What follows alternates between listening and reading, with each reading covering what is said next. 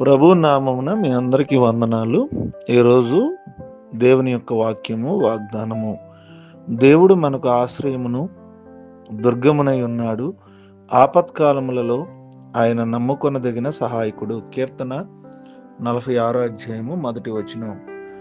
ప్రియమైనటువంటి దేవుని బిడ్డలారా, ఈ ఉదయకాల సమయంలో దేవుని వాక్యము ద్వారా దేవుడు మనతో మాట్లాడుతున్నాడు.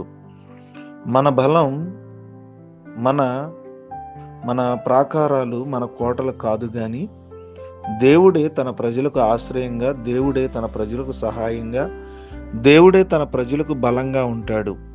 ప్రియమైనటువంటి దేవుని బిడ్డలారా, దావీదు గాని కోరహు కుమారులు కానీ యెహోవాయే మాకు ఆశ్రయము, నా కేడము, నా హృదయము ఆయన యందు నమ్మికించిన గనక నాకు సహాయము కలిగెను అని దేవునికి వాక్యం సెలవిస్తుంది. ప్రియమైన దేవుని బిడ్డలారా, ఒక విషయాన్ని మనం గుర్తు చేసుకోవాలి. అందరూ మనల్ని విడిచిపెట్టేసిన నీ వెంటే నీకు ఆశ్రయంగా మన ప్రియమైనటువంటి రక్షకుడు ప్రభువైన యేసుక్రీస్తు వారు మనకున్నారు. మన బలహీనతలో ఆయన బలం, నీ నిస్సహాయ స్థితిలో ఆయన సహాయము నీకుంటూ ఉంటుంది.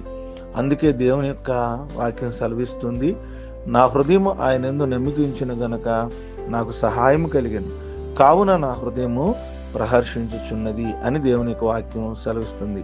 అన్నీ ఉన్నప్పుడు అందరూ నీ వెంటే ఉంటారు.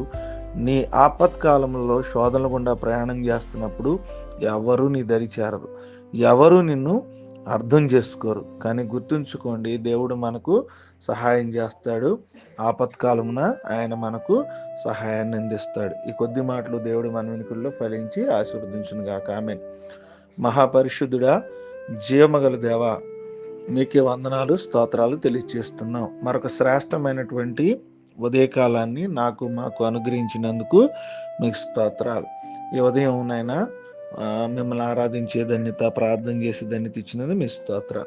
వాక్యం ద్వారా మాతో మీరు మాట్లాడారు.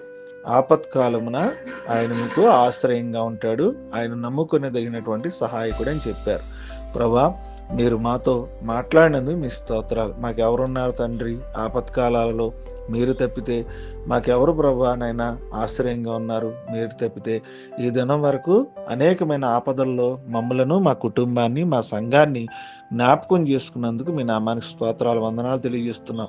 ఎవరు ఆపత్కాలంలో ఉన్నా మీ సహాయాన్ని అందించమని, మీ సహకారాన్ని అందించమని, మీ కృపలో ప్రతి ఒక్కరిని జ్ఞాపకం చేసుకోమని ప్రార్థన, విజ్ఞాపన చేస్తూ ఉన్నాను.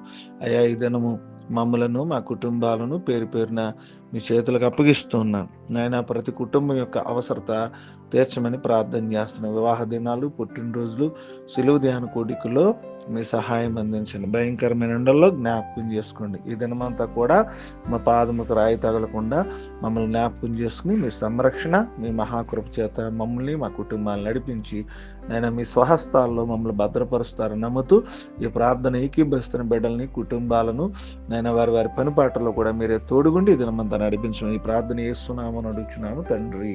ఆమేన్.